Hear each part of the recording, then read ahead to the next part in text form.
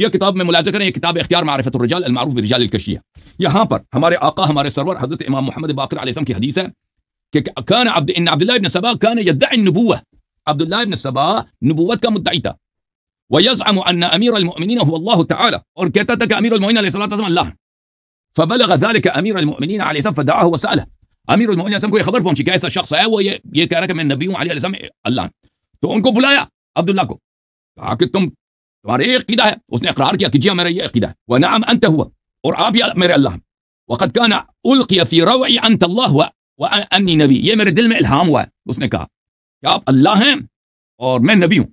تو امیر المؤمنین علیہ الصلوۃ والسلام نے ان سے کہا کہ قد ویلک قد سخر منک الشیطان، تجھے ہلاک ہو جا تو، یہ شیطان نے تجھ پہ تیرے دل میں یہ بات ڈالی ہے، یہ صحیح نہیں ہے، فرجع عن ذلك ان هذا ثقلتك امك، تیری ماں تیری عذاب میں بیٹھے، اس قول سے توبہ کر لے،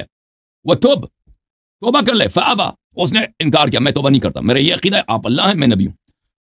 فحبسه واستتابه 3 ایام فلم يتب، امیر المؤمنین علیہ السلام نے اس کو حبس میں رکھا، جیل میں رکھا، اور 3 دن تک اس سے توبہ ڈیمانڈ کیا کہ توبہ کرو، جب اس نے توبہ نہیں کیا فاحرقه بالنار، تو امیر المؤمنین علیہ السلام نے اس کو آگ سے جلایا، وقال ان الشیطان استهواه، فرمایا کہ شیطان نے اس کو گمراہ کیا ہے، فکان یاتی ویلقی فی روعه ذلك، شیطان اس کے پاس آتا تھا اور اس کے دل میں یہ باتیں یا خیالات ڈالتا تھا۔ تو کسی شیعہ کتاب میں سوائے یہی کہ عبداللہ بن سبا ملعون انسان تھا، اس کے علاوہ کچھ بھی نہیں ہے۔